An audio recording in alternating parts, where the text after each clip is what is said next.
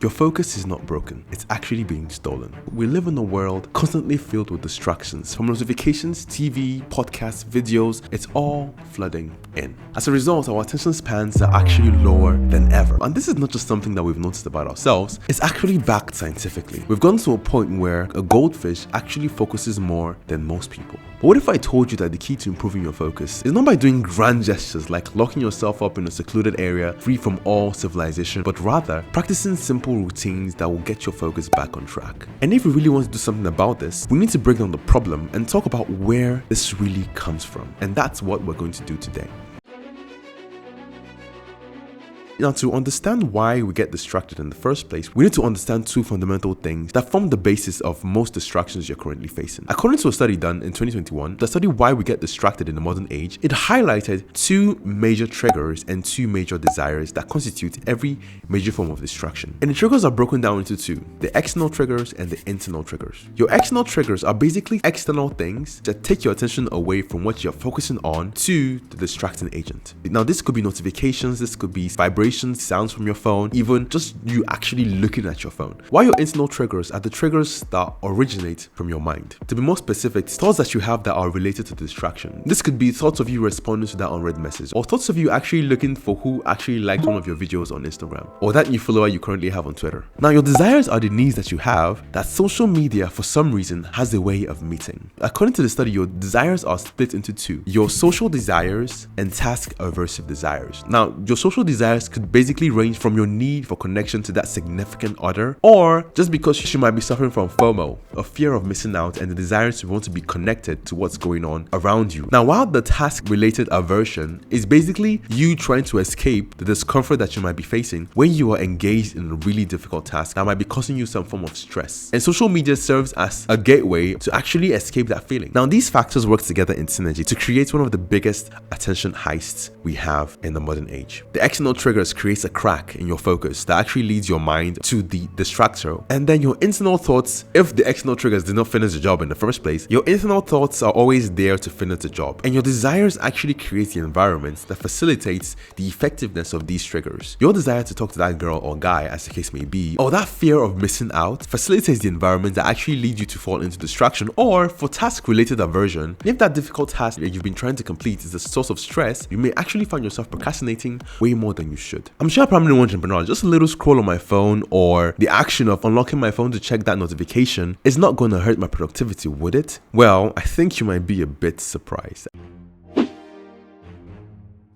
The thing is, these little moments of distractions are actually not just quick stops, but actually act as massive resets in your brain. Now, this is because of something called the switch cost effect. Every single time you go on your phone to look at that notification or to just have a few scrolls here and there, by the time you return to the task that you initially were doing, your level of focus is not going to be the same. Every single time you do that, you're literally starting from scratch to build your level of focus to the initial point before you were distracted. This is because our short-term memory actually has a very limited capacity. And some people might actually make the claim that, oh, I'm good at multitasking, I can chat while I do something else. Science actually begs to differ. You might think you're multitasking, but what you're doing is that you are literally stopping and starting mental processes, but at a really fast pace, thereby creating the illusion that you are actually multitasking, but you are just juggling multiple activities. Now, a study was done by Carnegie Mellon University, where they actually had an experiment on 137 students. Now, some of these students were asked to write a test without their mobile phones, while the others were given the same test, but their mobile phones were present and they had messages that were sent to them intermittently. And what was discovered was that the students that actually received messages performed 20% worse than those that were not distracted. So in reality, according to this study, you are essentially losing 20% of brain power when you engage in distraction. And this loss in brain power leads to lower quality work, and you actually spend more time engaged in activities that would actually in reality take less time. A task that would normally take you 10 minutes, you may actually find yourself spending at least 40 minutes to an hour just trying to complete that task because you are distracted. So with these consequences in mind, that begs a major question: how do we actually fix this? Now, the first way is to actually embrace the boredom. I know it does sound a bit weird, but the reality is the reason why we are distracted in the first place is because we find it difficult to be in situations where we are understimulated. And when you are bored, that is the height of understimulation. But when you embrace the boredom. You embrace that state where you are not constantly bombarded with reels or shorts. When you have found a way to master and embrace that state of being alone in your own thoughts and not wanting to seek external stimulants, that is when you have truly embraced the boredom. For a more pragmatic approach, this could actually mean something like taking a phone fast, or maybe even tracking your phone usage to actually track and limit the rate at which you actually engage in this high dopamine releasing activities. Now, another way to actually fix your attention is by reading more. Now, I know reading might be a bit difficult sometimes, but it's difficult because we have found it difficult to focus. What reading actually helps you to do is that it helps you to practice giving your attention. Now, social media apps like Instagram, TikTok, even YouTube, they are experts at actually stealing your attention. But reading, you are actually placed in a different context where you are in a state of understimulation, where to actually continue with that book, you actually need to force yourself to give your attention. And the more you practice this process of actually giving your attention, you are actually better able to improve your ability to focus on long chains of thoughts. Now, another way to actually fix this is to work on your internal struggle. This is actually specific to the task-related aversion. When you are engaged in a task and you find yourself constantly procrastinating on that task, a good explanation for that occurrence is actually due to a lot of internal struggles that you need to unpack to actually reduce the occurrence of procrastination or constant distraction while engaging in that task. Maybe you actually genuinely do not like the task, and if you really want to do that task and do it well without distractions, you need to figure out why you're doing that thing in the first place. Now, if you actually figure out a good enough why for doing that difficult task, a good reason why you need to push through to complete that task to the end, it will actually give you the fuel to push through the difficulty that will inevitably arise when you are engaged in that task. And another way could actually be making the task more enjoyable.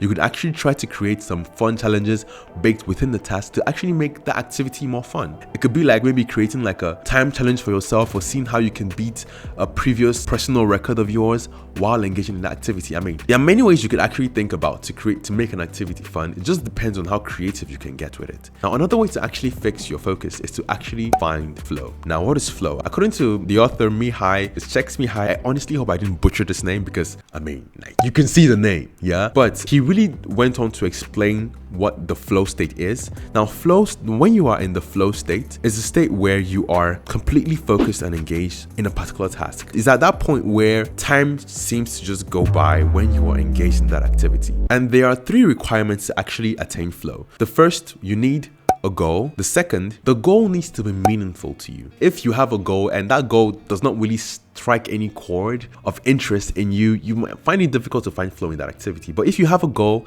and that goal is aligned with what you truly want to do, it's way more easy to get into flow doing that activity. And the last condition is that that activity needs to be right at the edge of your current capabilities. If it's way too easy, you get bored and you don't go into flow. If it's way too difficult, it gets complicated and you may find it difficult to even continue with the activity because it's too difficult. But if it's at the edge of your capabilities, that is the point where you need to max out your attention. Now, with all these 3 conditions, if they align, you would find yourself entering flow way more often. Now, why is the flow state important? Now, if you decide to take drastic measures and embrace the boredom and do away with all of the social media crap, you will actually discover that it's going to leave a void. And what finding flow helps you to do is that it helps you to actually fill this void that the lack of stimulation would create. And what better way to fill this void than with something that you have chosen that could actually contribute to benefiting your life in some way. Now, it could be content creation, it could be writing, it could be vlogging, it could be anything, but something that you genuinely enjoy and there's a clearly defined goal and it's just at the cusp of your abilities and you are off to the races. Our wisdom nugget